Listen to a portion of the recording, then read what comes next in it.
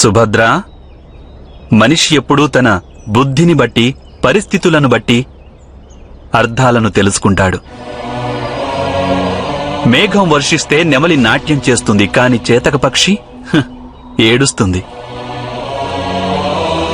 చెప్పినవాడి వాస్తవిక అర్థాన్ని కేవలం తెలివైన వ్యక్తే గ్రహించగలుగుతాడు.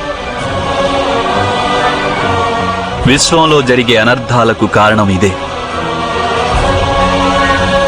కాని సుభద్ర, నీకు మీ భ్రాత గురించి ఇటువంటి మాటలు మాట్లాడేందుకు సిగ్గనిపించడం లేదా? లోకులు విన్నారంటే ఈ వసుదేవ తనయుడు అసత్యాలు పలుకుతాడంటారు.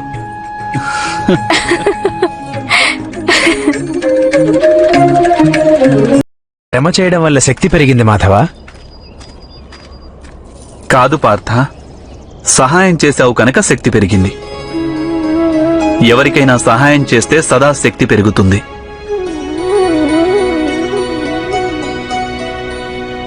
వెళదాం పార్థ. వాస్తవానికి నీవెవరో వాళ్ళు తెలుసుకోగలుగుతారు. వాస్తవానికి నేనెవరన్నది నీకు మాత్రం అర్థమైందా పార్థ?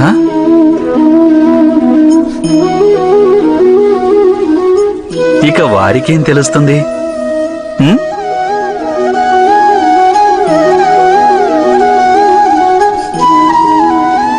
పట్టుకో.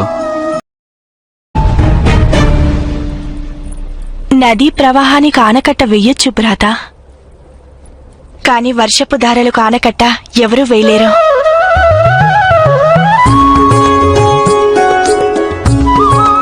శ్రీకృష్ణుని నామస్మరణతో నా జీవితంలో అమృతం వర్షిస్తుంది. దాన్ని ఏ విధంగా నేను ఆపగలను? నా వివాహం ఏనాడో జరిగింది సోదరా. ఈ రాజ్య సముద్ర తటం పైన మాధవపురం ఉంది. అక్కడ రుక్మిణికి నాకు వివాహ మంటపం ఒకటి సిద్ధం చేసి ఉంచారు. అక్కడ మాకు వివాహం జరుగుతుంది. ఇక ఆ తరువాత భరతవర్షంలో ధర్మ సంస్థాపన, అధర్మం చేసేవారి నాశనం, అలాగే సమస్త ఆర్యావర్తంలోని ప్రజలను సుఖంగా ఉంచడం. ప్రస్తుతానికి ఇది చాలదా? అంటే ఇదంతా మీ వివాహంతోనే సిద్ధిస్తుందా మాధవా? నా వివాహంతో సిద్ధించకున్నా నీ వివాహంతో సిద్ధించవచ్చు కదా పార్థ.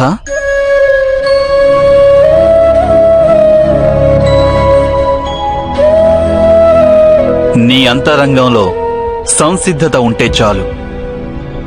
నీవు సంకల్పిస్తే కాల ప్రవాహాన్ని మార్చగలవు.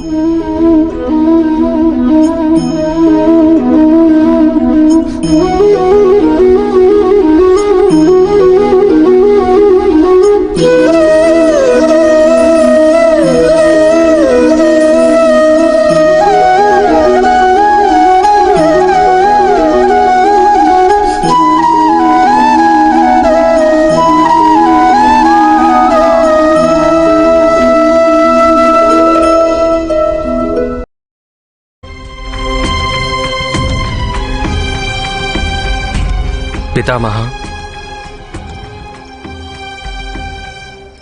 పౌత్ర యుధిష్ఠిరా, ఒకప్పుడు పార్వతీమాత ఆటలాడుతూ పరమేశ్వరుని కన్నులు మూసింది. అదే క్షణాన సమస్త సృష్టిలో అంధకారం నెలకొంది. ఆ అంధకారం నుండి అంధకుడనే రాక్షసుడు జన్మించాడు. వాడు యావత్ సృష్టిని బాధించసాగాడు. పెద్ద సంకట పరిస్థితి వచ్చింది దేవతలకు. పార్వతీ పరమేశ్వరుల పుత్రుణ్ణి పార్వతీ పరమేశ్వరులు మినహా అన్యులెవరూ చంపలేరు. అటువంటి ధర్మ సంకటమే మనది కూడా. అప్పుడు పరమేశ్వరుడు జగతిని ఉద్ధరించాలనుకున్నాడు పితామహ. ధృతరాష్ట్రుడు తన పుత్రునిపై ఆంక్షలు విధించలేడు.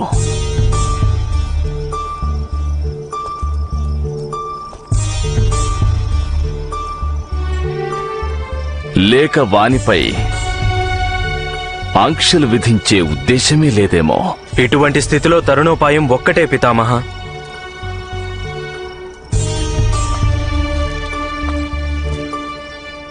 మీరే ఒక నిర్ణయం తీసుకోవాల్సి ఉంటుంది. యువరాజు పదవి నుంచి నన్ను తొలగించి దుర్యోధనుని ఆ పదవిలో నియమించండి.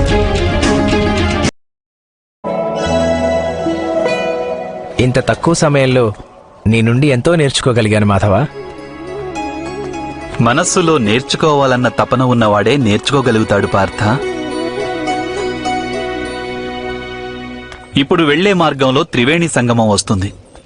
అందులో స్నానం తప్పకుండా చెయ్యి.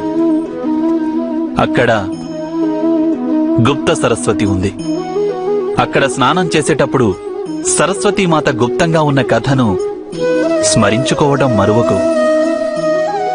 కానీ మాధవ, ఆ కథ నేనెప్పుడూ వినలేదు.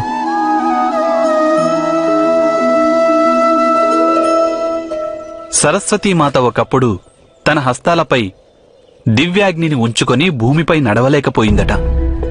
ఆ కారణంగా ఆమె భూమి లోపల వసించటం ఆరంభించిందని చెప్తారు. ఈ కథను స్మరించుకుంటూ స్నానం చేశావంటే పుణ్యం లభిస్తుంది పార్థ. తమరి ఆజ్ఞ.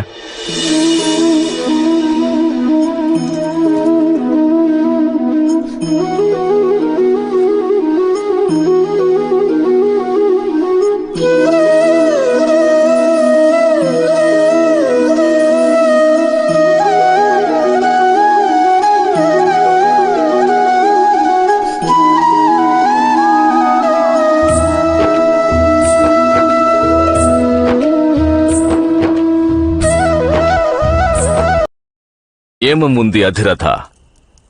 బాలకునికి మిత్రుల కారణంగా, యువకునికి ప్రేయసి కారణంగా, వివాహితుడైన మగవాడికి అత్తవారింటి కారణంగా, అలాగే వృద్ధుడికి అతని సంతానం కారణంగా దుఃఖం కలుగుతుంది. దానికి నివారణే ఉండదు. ఖచ్చితంగా నీ దుఃఖానికి కారణం నీ పుత్రుడే కదా అధిరథ?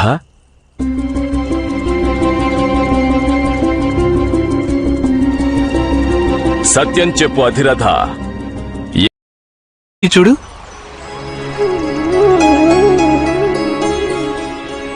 ఏం కనిపిస్తున్నవి నీకు?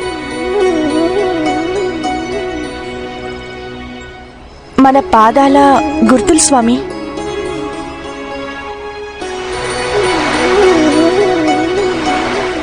అటు చూడు, ఆ గుర్తులు నీటితో చెరిగిపోయాయి రుక్మిణి.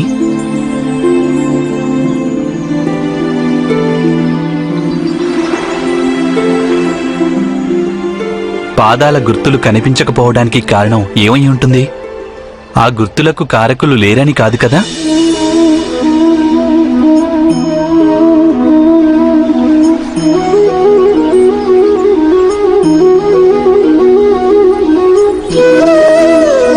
అంటే అర్థం పాండవులు జీవించున్నారా? ఏమో మరి. కానీ వారు జీవించి ఉన్నారంటే నేను త్వరలోనే వారిని కలవాల్సి ఉంది. కానీ వారు జీవించి ఉన్నారా లేదా అని అడిగితే సమాధానం ఎవరేమిటి స్వామి?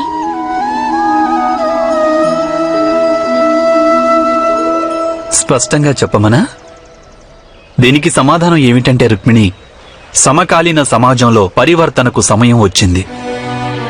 మగధ నుంచి మత్స్యం వరకు, కురు రాజ్యం నుంచి విదర్భ వరకు దృష్టి సారించు.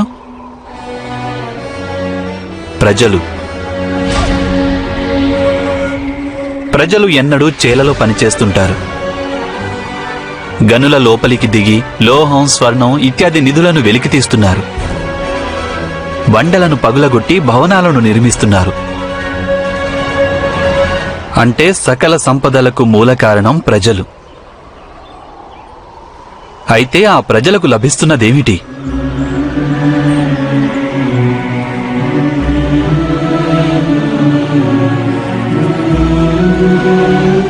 వారికి లభిస్తున్నది ఆకలి, దారిద్ర్యం, అన్యాయం. ఇక సంపన్నులవుతున్నది రాజులు, మహారాజులు, సమ్రాట్టులు. నీవెన్నడైనా ఆలోచించి చూసావా? తమ ప్రజల విషయమే ఆలోచించే రాజులు, వారి సుఖం గురించి ఆలోచించే రాజులు, వారి శ్రేయస్సు గురించి ఆలోచించే రాజులు లేరు కదా? ఆ ఈశ్వరుడు దీనిని అధర్మం అంటాడు. ఈ అధర్మం పెరిగినప్పుడు అప్పుడు లోక కళ్యాణం కోసమని ఈశ్వరుడు కొందరు వ్యక్తులను పుట్టిస్తుంటాడు. వారి హృదయంలో ధర్మం వసిస్తుంటుంది.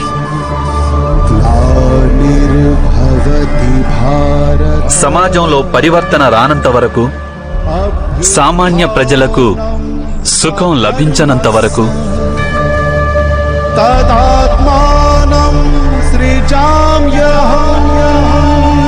అప్పటి వరకు ఈశ్వరుడు పంపిన ఆ మహానుభావులకు మృత్యువు దరిచేరదు. రుక్మిణి, తెలుసుకుందాం రుక్మిణి నివాసం ఎక్కడుందో. ఏం చేయనున్నావు మాధవ? వాస్తవానికి నీవెవరో వాళ్ళు తెలుసుకోగలుగుతారు. వాస్తవానికి నేనెవరన్నది నీకు మాత్రం అర్థమైందా పార్థ?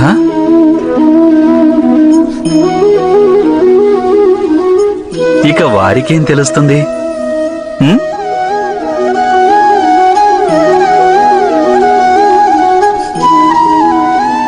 పట్టుకో.